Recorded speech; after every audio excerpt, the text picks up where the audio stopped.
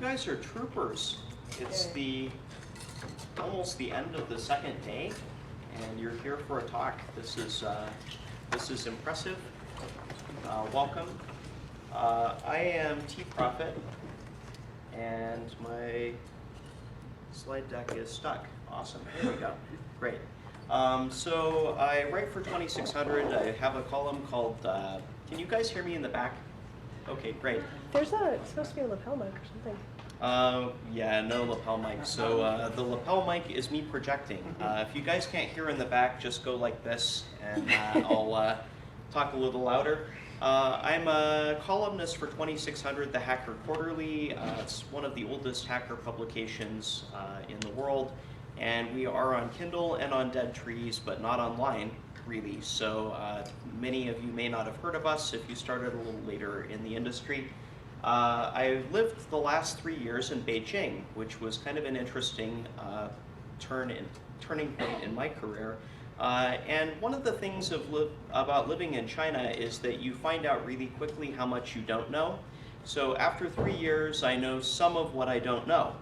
I'm not a full-time InfoSec professional, so I have a reasonable degree of clue, but that doesn't mean that I'm in depth with security in particular, which means a more broad viewpoint than most people. And I had a non-compete with my last company that's a very long one since I was in research. And so I'm currently working on an MBA, which my last company is paying for while I wait that out. So this, just not to waste your time if you're here for the wrong reasons, I want to make sure that you understand the goals and the non-goals. This isn't a technical presentation. The intent here will be to get you ramped up on how to think about China and to get that information from somebody who can give you a first-person perspective. I'd like to help your conversations with business guys who may be making decisions about whether you should go into China or not in your particular company. This is a really risky place to be, and it's a really risky place to do business. So I'll try to help you think the right way about what can be your risk. And finally, I'll help to inject what I think is really a needed degree of skepticism into some of the hysteria that we've seen surrounding China. China isn't the USSR. Oh, awesome, there's a mic. Let's see if this works. Oh, okay, I put this on the lapel like so. That should be a bit better. Crunchity crunch. All right, let's see if this works. Can you hear me a little better now? Yeah. Okay, fantastic. I'll try to point this the right way.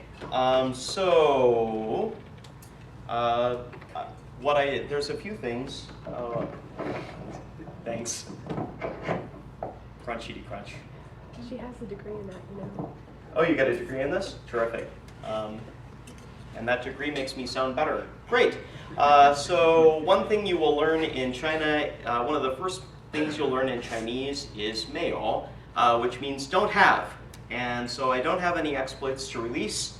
I don't have any reports that are hysterical about the Chinese army and what bad stuff they will do to you. I'm not plugging a consulting company or any services or white papers. If you already work in China, if you already live there, there's not going to be a whole lot here that's new. If any of you are Chinese, this is just a kind reminder. I'm speaking from a Western perspective, and in particular the perspective of a Western company. And that's a very different perspective than most people in China will hear from Chinese companies and the Chinese government. So, everybody hears China's big. And if you saw the Olympics in Beijing, of course they did some really big stuff. And why do I start with China is big? Because in order to understand anything in China, you really need to wrap your head around just how big a place it is. There's 1.4 billion people. This is the largest population of any country in the world. The real populations are larger than the official numbers. If you're Googling and seeing that it says 1.2 billion there, it's because in rural areas it's really hard to count people, especially itinerant people who are herding yaks and that kind of thing. it's a really rapidly growing economy. Just in the time that I lived there, it went from the world's third largest to the world's second largest economy. The US economy is still 3 times bigger, but this is a really big economy, and this is why a lot of companies are looking to go into China. It's growing very rapidly, and there's a lot of opportunity. And that's a real opportunity, guys, so this is something to pay a lot of attention to. You know, business guys don't make decisions to do this lightly, but they don't always consider all their risks, and that's where you can help. It's undergoing tremendous change. So it's the world's largest migration from countryside to city, and what this means is that people who've never been online before are starting to come online in very large numbers. Some of the world's largest cities are in China. Beijing, where I lived, has roughly 30 million people. Shanghai is a bigger city. There's 34 million people there. And New York, just to give you an idea for comparison, has around 8 million people in it. So obviously, these are very large cities we're talking about with a lot of people. It's mind-blowingly big, and I recommend that everybody who has the chance go to visit, because it's really something unlike what you'll ever have seen before. So the government has a big role in the Chinese economy, and it's a much bigger involvement than most governments around the world have in both running companies and being involved in their management. Pretty much every big company in China, particularly industries in strategic areas like oil, telecommunications, and so forth, are, if not directly government owned, effectively government controlled. So when Huawei says, well, we're an independent company, I don't believe that for a minute, and neither should you. The Communist Party of China, which runs the show there, is the biggest political party in the world, which isn't too much of a surprise because it's actually in the biggest population country in the world. And laws and courts don't mean the same thing in China as they do in Western countries. And this is really important because if you make business decisions based on what the laws are and you rely on courts to enforce those laws, actually you're already making a mistake in China. Relationships really matter the most when it comes to essentially everything, and as foreigners, there is no guanxi for you. So these relationships are very difficult to build over time. The industrial policy of China may be an odd thing to think about from an information security perspective, but this is actually the most important starting point, I think, for considering security decisions. The government in China has a 30-year-long industrial policy. They think very long-term in China. And because of this, their intent is to support indigenous innovation across a variety of industries. Now, what does that mean? That means that they intend to either develop or acquire technology from all around the world in order to be able to do essentially everything that modern economies do inside of China. And so they look to the success of themselves in manufacturing, because China is, at this point, the world's largest manufacturer.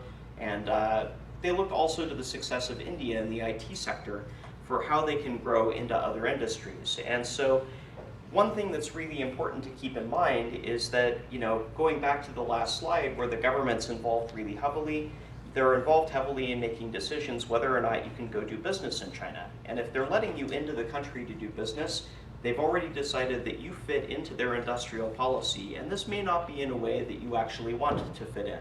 So it's really important to consider whether you're doing it for the right reasons. So if you set up shop in China, basically your intellectual property by design is at risk, and it's virtually impossible to secure it.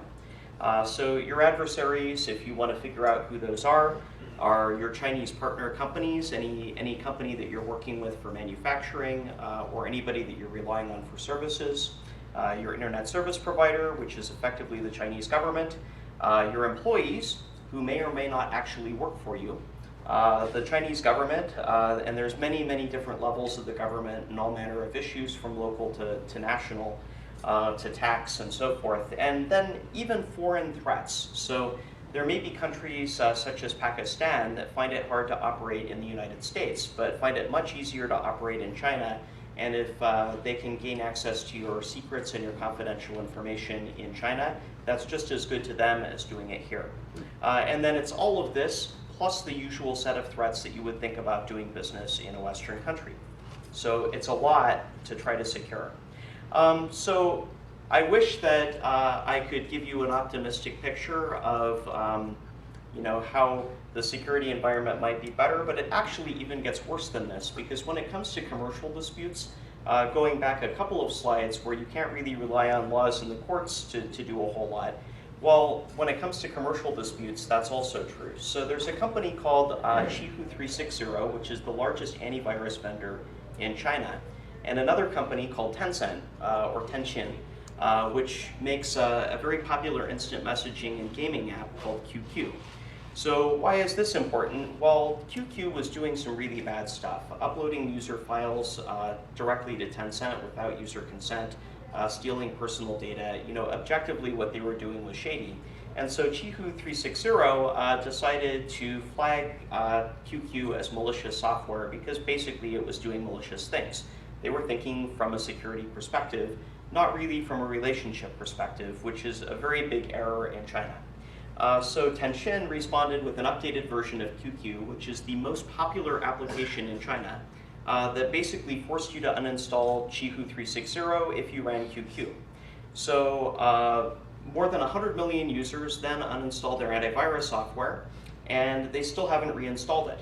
And so, these could be your employees inside your company using this particular app. So it gets really complicated. So is this hopeless? Is it, should you just take your cards and go home? Well, you can definitely make money in China buying Chinese stuff and exporting it. That's a really well-proven model. If you go to Walmart, most of the stuff there is made in China, and Walmart is making a lot of money. So this is a proven model that can be successful. If you want to sell stuff into China, that's a different matter entirely, because you need to overcome some structural disadvantages that are really set up to favor local companies over you. And structural disadvantages aren't just legal. Structural disadvantages are also the Chinese market is really different than other markets, so you need to understand it incredibly well to make products that are relevant and that Chinese people would want to buy at the higher prices they'll be, because you will not be able to compete on price. So brand image, marketing, localization, these are all key. KFC is a really good case study. They've localized their menu in a way that's very meaningful and relevant to Chinese people. It's one of the most popular restaurants, believe it or not, in China. And their price is much higher than most local restaurants. So you are able to make money there. It's just, you've got to go about doing it very carefully. So why does this matter to you guys? You're probably sitting there saying, I'm an InfoSec professional, I'm not some MBA douche. Why is it that I need to care? Well, you should actually be talking to those guys and double checking the strategy that they have. Because if you can expose some problem or some issue that they haven't really thought about, why you shouldn't go there at all, that may actually save you a lot of InfoSec headaches later. So, this is a holistic picture. You can't just own your little piece with InfoSec. You really need to think about China as the whole full picture. So here's the fun part, the Chinese internet. To get to that, it's more like an intranet with some external connectivity through the Great Firewall. I ran some fairly large sites in China on local Chinese networks. So if you want to catch me off of video, I can tell you a lot about that. Let's just say there are more than 700 million users and the largest internet population in the world. So there's more people in China using the internet than any other country. There's only 4 backbones serving all of these people, and 2 of them are really small. Those would be CERNET, which is for research and education, and China Mobile, which is mostly 2G, people using GPRS on their mobile phone to check email. So really, it's only 2 big networks, China Unicom and China Telecom, that are serving the majority of users. So there's really poor peering between networks inside of China, and so if you're on China Unicom and you're going to a site that's on China Telecom, the performance can be really bad. China Mobile has terrible peering with essentially everyone, so it's really slow, but for their users it generally doesn't matter because it's just GPRS. There's really massive oversubscription, and so what that results in, if you're trying to run sites and maintain any kind of quality of service, anything that you do from a security perspective that impacts costs is actually just adding on to a whole set of issues that are already there. So this is kind of important. You're going to get hammered by devs and DevOps guys in particular a lot about perf, because the perf on Chinese internet is already so terrible that anything that you do that makes it worse is something that's really hard to get through. So there's something fun called ICP licensing, and as a security guy, you're probably going to end up owning this. ICP is really fun. So if you look at the bottom of any Chinese web page, there's this logo, and this is the one from a bank called ICBC. That's the largest bank in China. If you don't have that logo and your license number on the bottom of the page, then a phone call will very soon come to whoever is in charge of that license, informing you that the Great Firewall is going to block your entire site until you have the ICP logo up. Also, if you post anything that isn't liked by the Chinese government for whatever reason, then they're going to give a call and tell you you better modify that content or take it down, or again, they're going to block you. And sometimes you only have an hour to respond. So why is this important? If some dev intern signed up for your ICP and that guy left 3 years ago and is the one who's getting the calls if there's some problem on his disconnected cell phone, then you could find your site completely offline for a day or 3 until you figure out what went wrong. So as IT guys, as IT security guys, you need to be really in charge of the ICP licensing and stay on top of it. Make sure that you understand every piece of content that's going out there. This can get really serious.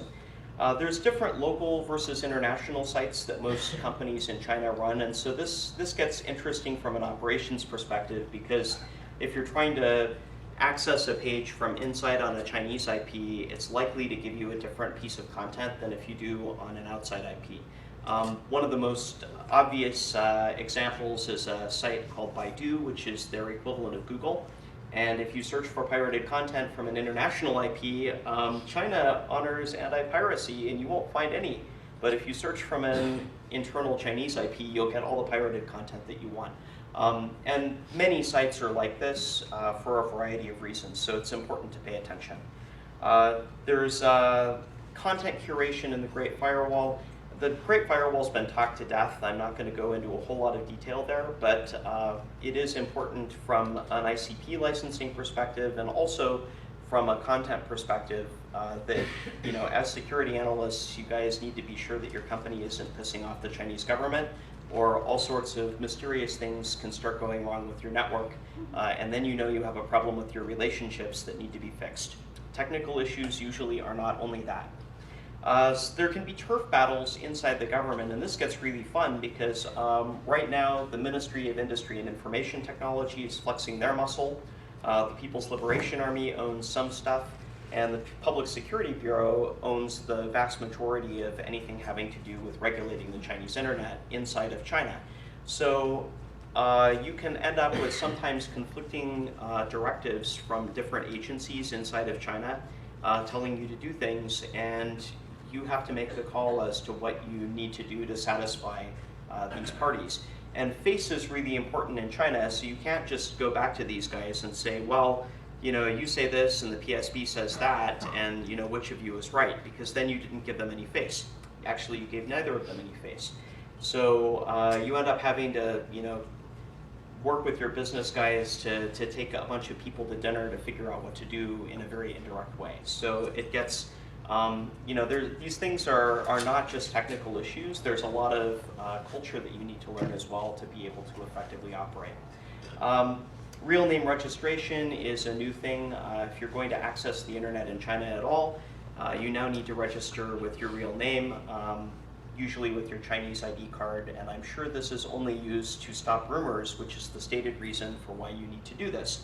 And then you can get a lot of off-the-menu services from your internet provider. You can get those through Guanxi, through some relationships, or through good luck. And I'll give you an example from my personal life.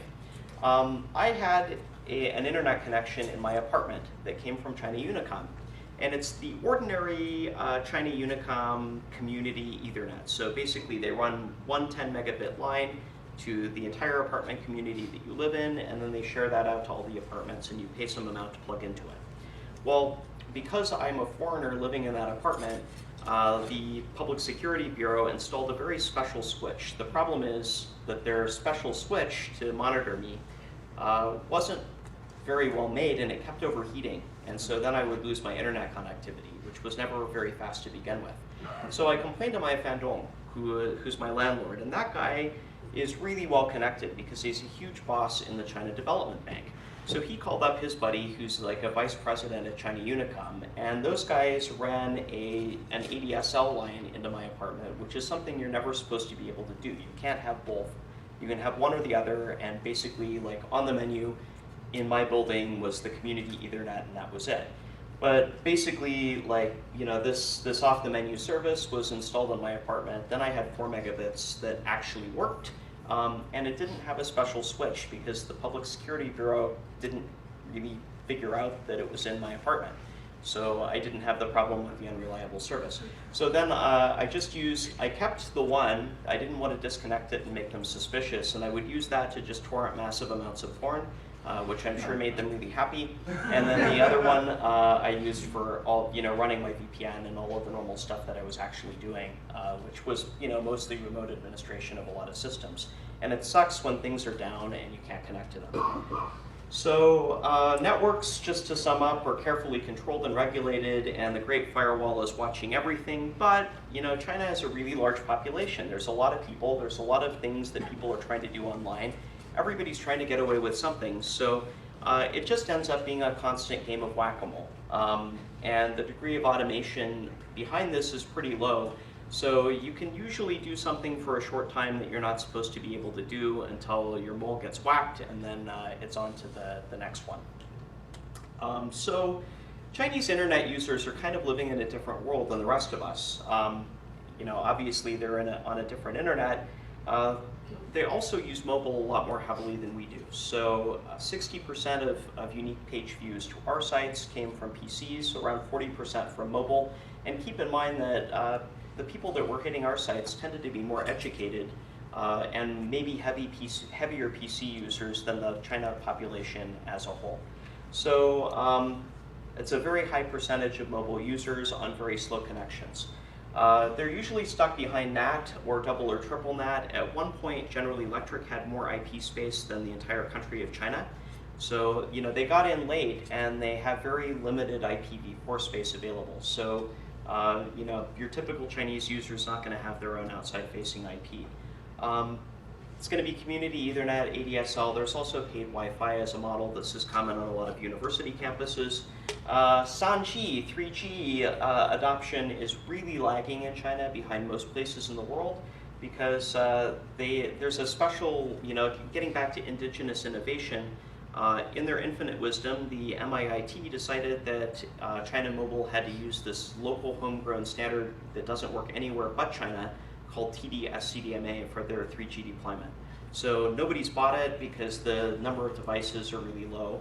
You can't sell them on a global market, and even though China's a big market, China Mobile's users tend toward the low end. So, and also, even if you have 3G, you have it to a really slow, badly peered network. So it just hasn't taken off.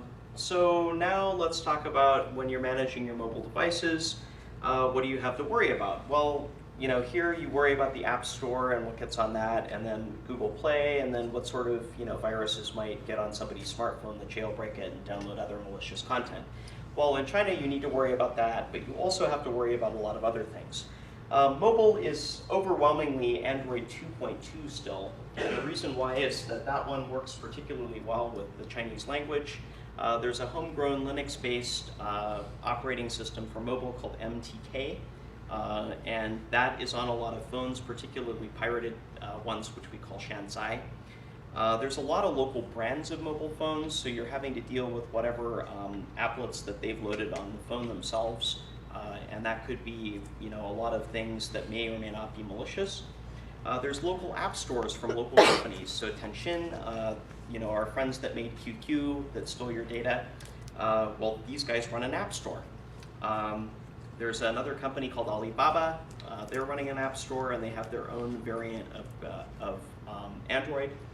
There's really limited government control of applications ecosystems right now. That is changing, but it may not be changing in your favor. They could require that some kinds of spyware be built in. Who knows? iPhone share is declining in China, interestingly enough, because the Chinese language support is just a pain in the neck if you're Chinese to use an iPhone, because it's really hard to type in Chinese on them. So the price is high, and then CCTV, which is the government's television channel, ran a big anti-Apple campaign over the last Spring Festival. Their share has been dropping. I hear actually Tim Cook was in China last week trying to discuss with China Telecom why that might be. Your mic is slipping. Oh, my mic is slipping? Oh, okay. Oh, yeah. Okay, here we go. Crunchity crunch. Can you guys hear me better now? Good. So, popular smartphone apps. There's Weixin, also known as WeChat in English. You may have users right now who've downloaded WeChat, that is Chinese, from the same company that makes QQ. In fact, it's integrated with QQ. You may want to do an audit. QQ and the associated app ecosystem that's built in is popular. Mobile, which is a hookup app. China invented that, interestingly enough. It's not as conservative as you might think. There's Sina Weibo, which is kind of like Twitter. Taobao, their local equivalent of eBay. There's an alternate browser called UC, which works really well with Chinese sites. And there's their equivalent of PayPal, which is called Alipay. You can find a lot of special purpose smartphone apps that Chinese users download. They love to download things that are free and that they think is going to make their smartphone more safe or perform better. And so Battery Doctor for the iPhone is really popular. 360 Mobile Guardian for Android is really popular. Maybe your app could make that list. Chinese users really love to download stuff, and the thing is they trust where they download from. They trust Google Play Store, they trust the App Store, they trust whatever Alibaba App Store that they're using. So is there content curation? Maybe. It's hard to say. So why do I go into this in so much detail? If you have an enterprise in China, then you have to decide whether or not to allow BYOD. And if bring your own device includes all of this kind of stuff, you've got a much wider potential attack surface in China with Chinese devices than you do in most Western countries. So PCs, your typical PC is going to be running a pirated copy of Windows XP. It's moving to a pirated copy of Windows 7. It'll be full of pirated software, like various Chinese games that are sometimes collecting confidential user data or doing other bad stuff. There's going to be assorted malware. Generally, there's no effective antivirus. It'll be an out-of-date antivirus, that was a free trial, or they just won't have any. For users that do have up-to-date antivirus, it's usually going to be Qihoo 360, which is actually pretty good. It's the most popular one because it does work on pirated copies of Windows and it's free. And of course, they're going to have your ADSL, Community Ethernet, or Wi-Fi. Why do I bring this up? Do you want your users to be able to VPN in from home? Well, consider what they may have on their home PC. It probably will look something like this. So popular apps on the PC, QQ is the single most popular app in China. Almost everybody uses this. There's one called Ali Wang Wang, which is another chat app. Alipay is like PayPal. There is PayPal in China as well. It's called Beibao, but nobody really uses it. Alipay owns most of the market. Every Chinese bank has their own crazy software that you have to install to be able to use their online banking. So you have to accept all sorts of self-signed certificates to do this. Every time your system boots, it's going to ask you to run something in protected mode.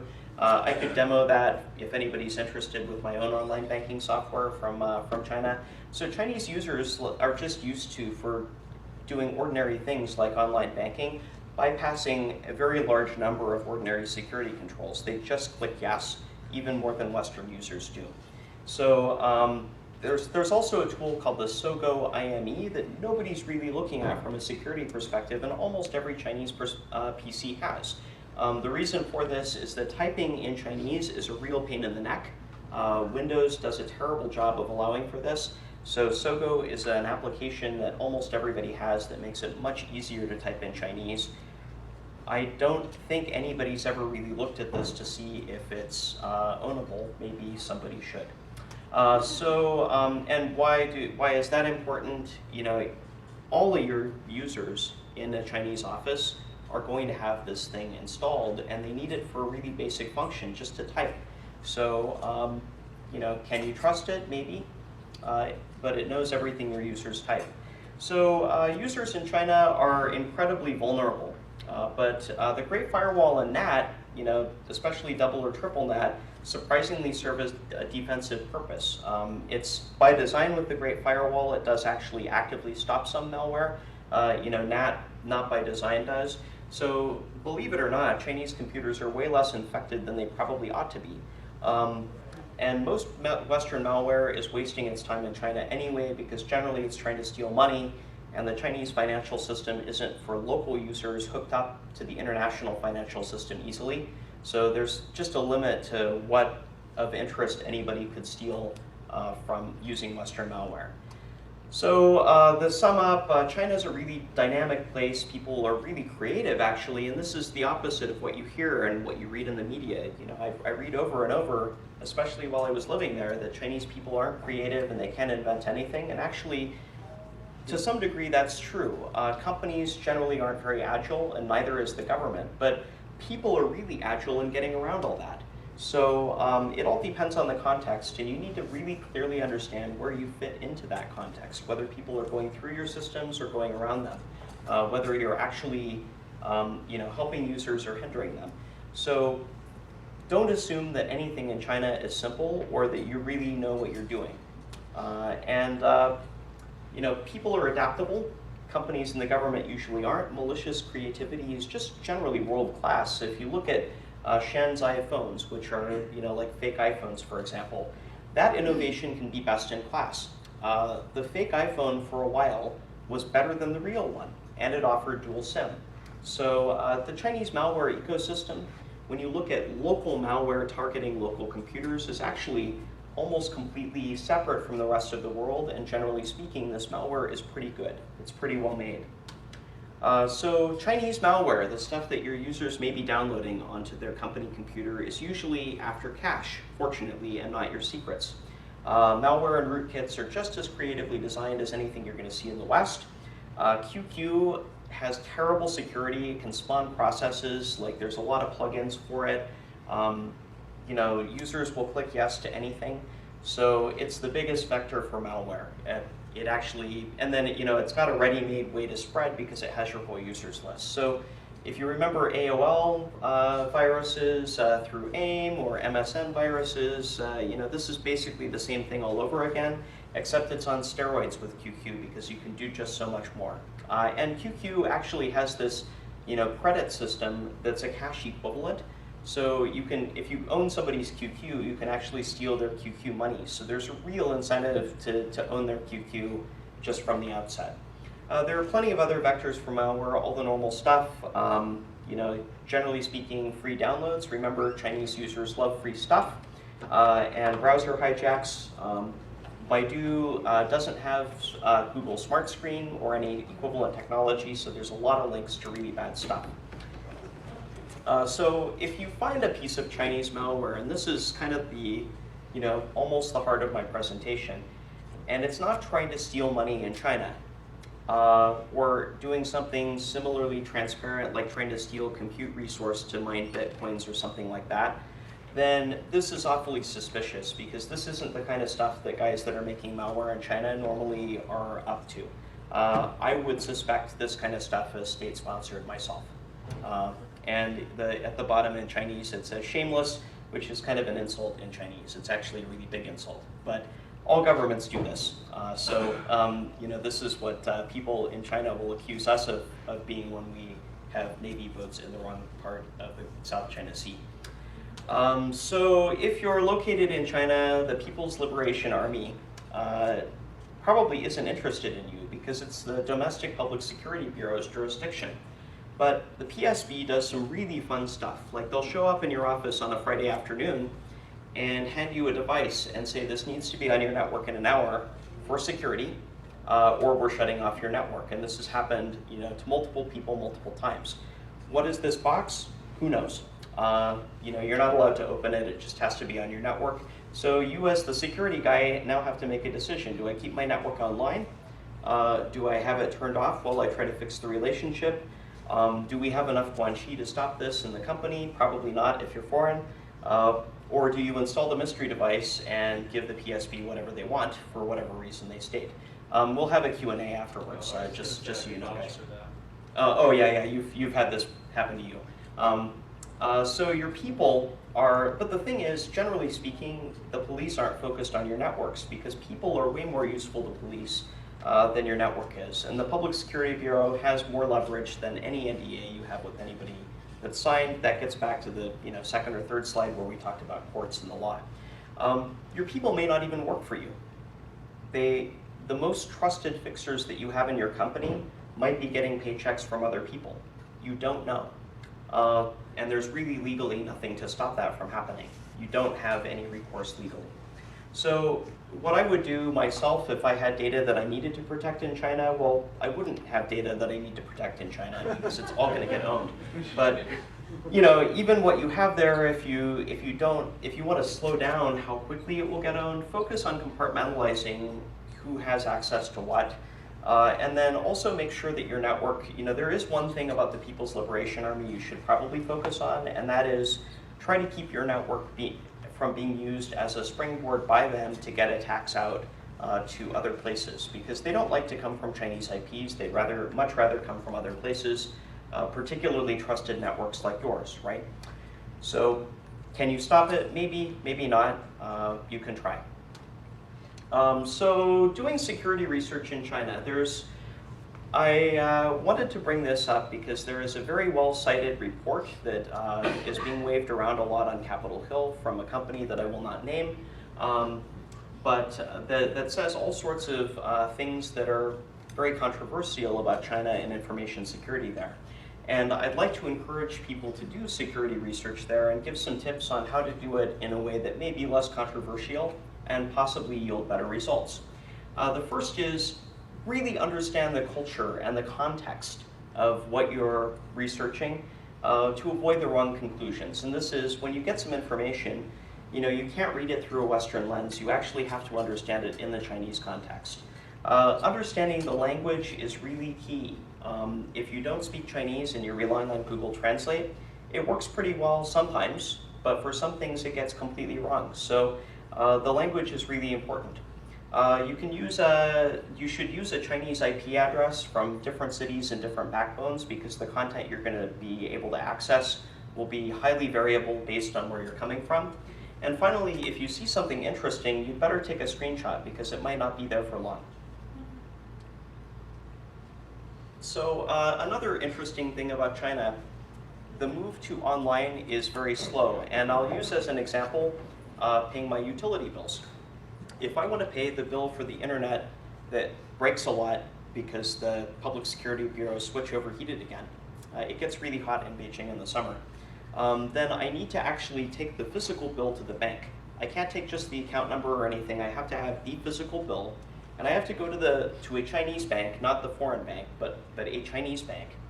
And then I need to pay with cash, not with my bank card, because why should you be able to pay with your bank card at the bank that issued the bank card? That doesn't make any sense. You must pay with cash. And then after you take the number to sit in the appropriate line, which is not the line for general stuff, but is the line for paying bills, then you can pay your bill that is the current bill, not last month's bill, not some other bill, but the exact bill from this month, with cash in the exact amount, and then it's taken care of and solved. There will be 3 or 4 forms, lots of stamps, and none of this stuff will be online. It's like all done on paper still. Because China has 5,000 years of history with bureaucracy, this is a very finely developed system. It doesn't change, really quickly, particularly when there is tea to drink and mahjong to play. So the wrong assumptions you can make some really wrong assumptions if you see some things online, and I'd like to highlight a couple that may be wrong assumptions from a particular report that I recently read. It was said in the report that because two organizations were located in Shanghai, in different parts of Shanghai, a city of 34 million people and the largest city in China, therefore they must be related. Well, maybe, but that's an awfully big stretch. It was also said that a China Telecom work order that was issued for providing free internet service to some army office, or what was alleged to be an army office, meant that there was a smoking gun. But actually not, because China Telecom routinely installs, this is no different than any kind of work order you would find for any sort of telephone service being ordered. The actual document that was cited is nothing suspicious at all. It was also said in this report that there's this place that's a borough of Shanghai. I don't know what a borough of Shanghai is. There's no such thing. And that the province of Hubei, which is one of the largest provinces in China, was located inside this borough in Shanghai. Well, actually it's not. It's thousands of miles away. So, why is knowing China, I'm not just poking a stick in the eye of people that have written reports. I'm sure they worked really hard on this thing, maybe. But the problem is that if you make assumptions based on wrong geography, there's actually high variation in what you may be looking at depending on the geography you're looking at. Things that are inside the federal cities of Beijing, Shanghai, Tianjin, and Chongqing are generally way more important than things that you'll find in provincial cities, for example. So knowing the geography and who's administering things and what chains of command are likely there is really, really important. And if you're making mistakes like putting, Hubei in the wrong part of the country, particularly when Hubei is not federally administered and Shanghai is, you can make some really, really wrong assumptions about a lot of things. So finally, I'll give you some fun stuff to play with if you guys are interested in starting to do some research in China, because apparently the report that I read didn't use some of these very popular sites in doing the research, and so maybe the research that they did wasn't as comprehensive as it could have been. So Chinese users, just to get inside their head, usually are not using sites that are from Western services because the performance tends to be really slow. Remember the oversubscription problem, that's really magnified when it comes to oversubscription of international links. So it's just really slow and crappy to access anything outside of China from within China. And then the Great Firewall tends to block random things like, so the performance will be even worse and it'll take a long time for pages to load. And then even if they're willing to wait for all of that, then the site's in English and most Chinese people don't read English very well. They learn some in high school and then forget it as soon as they pass the Gaokao. So generally speaking, unless it's in Chinese and it's in China, they're not going to be using it. So Twitter, there's an equivalent called Weibo. There are two different companies, Tenchin and also Sina, that make these platforms, and they're like Twitter but much more rich. There's a ton of information that ends up there, and there's a lot of whack-a-mole that goes on. So if you really want to learn about China in a very real-time way, and you want to get some of the most up-to-date information that's most likely to be censored, these are the places to be looking. Skype, also known as Skype, is from a company called Tom.com in China. Microsoft licensed the technology to them, and they do all the dirty work for the PSB. Is there dirty work? Yes, there is. There's some independent research that has confirmed that. So Facebook, nobody really uses that unless they went to university overseas. So like the top upper crust elite of China will get VPNs and still stay on Facebook, but the majority of people there use a service called Renren, which is very similar. The New York Times, that we would look at, actually Chinese people prefer to look at giant news aggregation sites with a ton of links on the front page because it's a pain in the neck to type in Chinese, remember that. So the most popular one is NetEase163.com, and they'll be looking for their news there and seeing that from a variety of sources. Google, it barely exists in China anymore. It's used very little. It's actually not a very good search engine for anything Chinese because they get blocked so much with their crawlers. So you would need to use Baidu if you want to find anything. That is the equivalent of Google. So when you're doing your research, be in the right places. Look for the right things, because if you're using Western tools and making Western assumptions, you're just going to end up looking like an idiot in China. So if you want to contact me, my LinkedIn is tprofit, my Facebook is tprofit, my Twitter is tprofit. If you want to email me, I'm tprofit@tprofit.org. If you want to hire me, I'm not available until March 1st of next year. I'm still under non-compete, but I'm working on an MBA, so I'm not available anyway.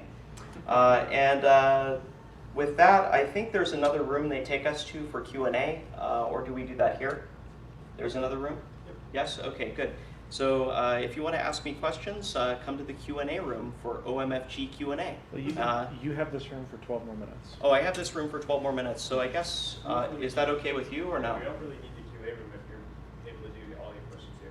Okay, well, I'll take questions here, and then we'll move to the Q&A room afterwards if there are any questions. Yes? Did you ever go to the XCON security conference in Beijing? No, that's in the Chinese language, and my Chinese is really bad. They have little English translators. Can you go there? Oh, the simultaneous translation? No, I never went.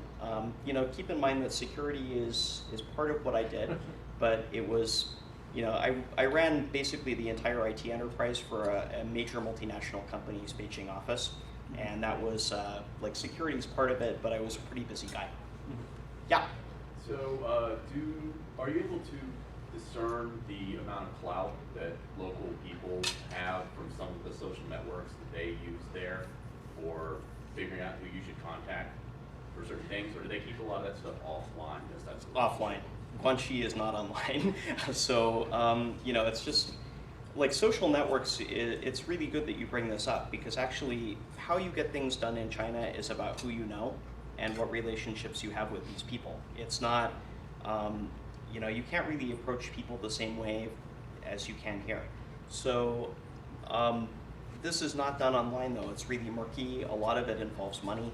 As a Westerner, you just don't get involved with that stuff. Like even if you've lived there, you know, for 2 or 3 times as long as I have, and you speak Chinese much better than I do, you know, there's this really clear distinction between foreign and Chinese.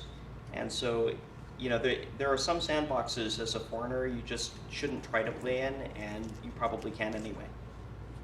Yeah, in the back. The mystery box, we also had to supply our VPN tunnel passwords and the admin accounts for equipment we had in China. Where was this, and can you provide any more detail? Just to, you know, kind of compare notes. Beijing,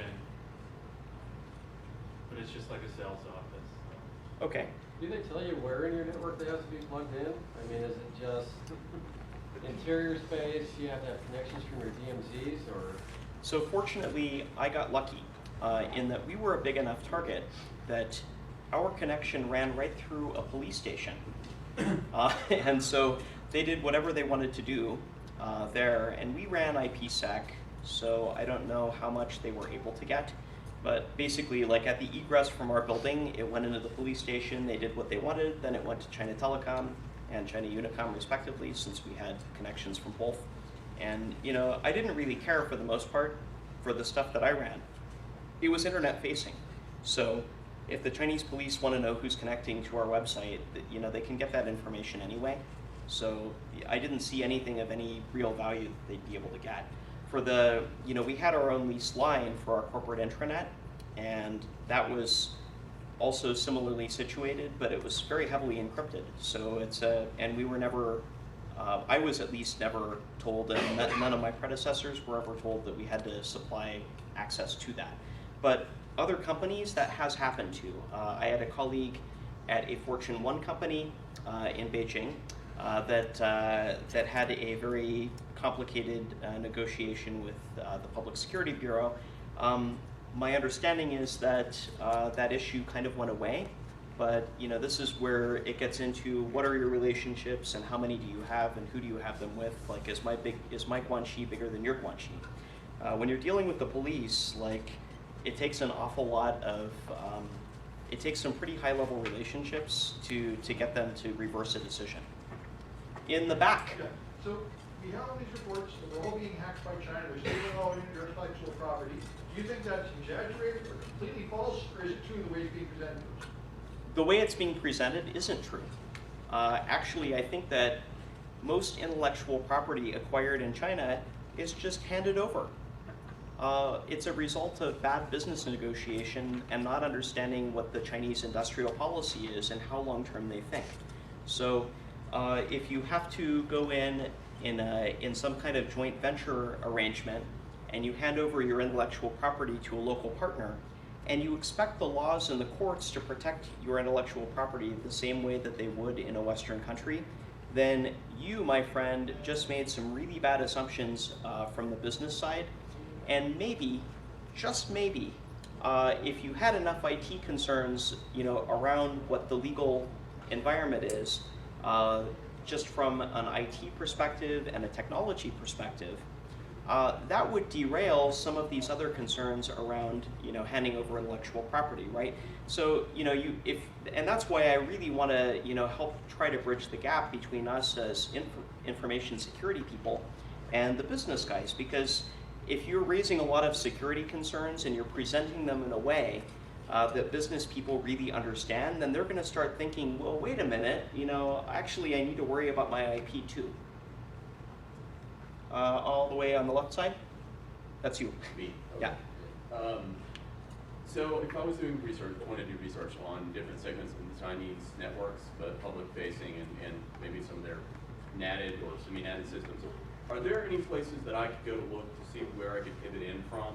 Or like, say I stand up a box that I may or may not already have in Hong Kong, where would I connect from there into other portions of their internal network? Is there anywhere to reference that information? If you're in Hong Kong, you might as well be in Kansas. There's no difference really in, Hong Kong is in China. It is and it isn't. There's increasing influence of the mainland in Hong Kong, but from a network perspective, you're not in China if you're in Hong Kong. So is there where to go, someplace that I could go to find where I should pivot from? I'm not going to suggest that you should own any boxes in China, but if you were to do that, that would be very interestingly useful jumping off points. But of course I wouldn't suggest that you violate any laws of the People's Republic of China. Yeah. Could you talk a little bit about the different views of trademark and copyright between the general Chinese population and how the U.S. views that? That's a very long discussion, better taken offline. In the back? I've known you for a long time, and for those of you that don't know, he's OG. He's like him up there with Gatsby and fucking Wayne and guys like that. Let me say, a great adjunct to this story would be where you came from and how you got to this point. That's a success story in my eyes. Maybe not even maybe not a talk or a book. Well, I have I have a 6-month sentence of, I had a 1-year sentence of not working, due to non-compete and receiving a large sum of money. So maybe there's time to write a book. I don't know. Costa Rica is next. I have 5 more minutes for questions if there are any more. Okay. If there aren't any more up there. I got a question. So yeah. You talk about you have information in China, you just expect that it's going to get you.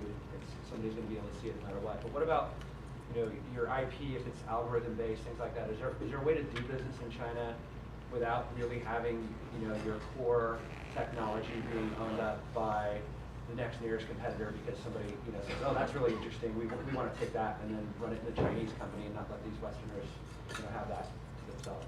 Well, the argument that I would make is if you're, you have to worry about your intellectual property anywhere in the world getting either copied or, or discovered by your competitors, right? In China, it's just the delta is a lot quicker than it would be in a Western country. And also, the innovation cycles are incredibly rapid there, especially when it comes to, the Shanzai ecosystem, which is, things like iPhone knockoffs. Like, before the new iPhone was out, there were copies of it. So, these guys move really fast, and they weren't just copies, they were really good copies, and sometimes they worked better for a Chinese audience than the real iPhone does because they don't suck at Chinese language input. So, you know, you have to assume, like the thing is, if you're in China, the network is hostile, your people are potentially hostile, you don't know, maybe they are, maybe they're not, but they're potentially, like the chances of somebody getting like a small paycheck from you and another small paycheck from somebody else and putting them together, it's awfully tempting and there's no punishment, particularly when the government's giving that paycheck to somebody. You have no leverage with your employees because your NDA is way less leverage than anything the Public Security Bureau wants.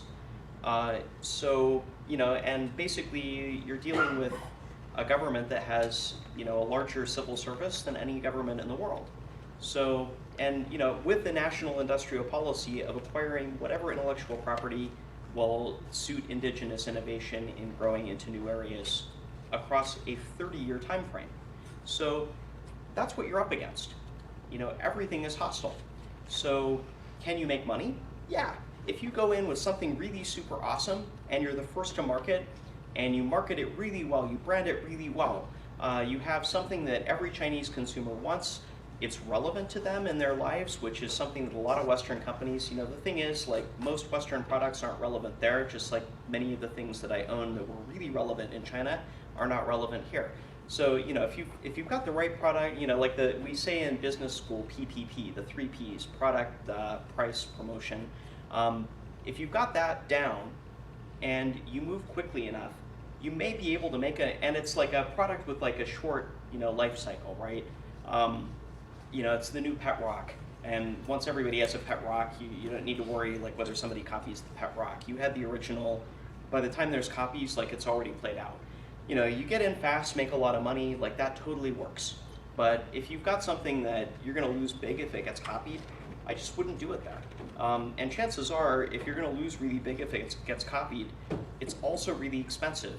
And this is a market where consumers don't have nearly as high a disposable income as anywhere in Western countries yet. With that, I think we're almost out of time. If there's one more quick question, we can take that. Nouse. What's it like to get in trouble with Chinese authorities? There are actually a couple of, there's a gentleman who got in trouble for dealing pot in China. He's an American guy. He then came back here and got in trouble for dealing pot. It isn't good. If you get in trouble, you know, like the Chinese police can throw you in jail for 2 years just because. And they don't need any reason, like they can do it for any reason or no reason. It's just an administrative thing before it even gets before a judge. If you do end up in the legal system, it's not good for you because judges are not independent. So, and if you're a foreigner, like it's going to be a political case no matter what, whether you intended it to be or not. So, you know, it ultimately ends up to the whims of people in way higher positions than you, government bosses, and you'd better hope that your government is able to have enough leverage to be able to get you out. The problem is, nobody has leverage with China. Nobody. So, in effect, just don't get in trouble in China. Like, keep your nose clean and follow the law, and they actually won't bother you. If there are any other questions, I guess we'll go to the Q&A room for a couple of minutes, and then, yeah, thank you very much.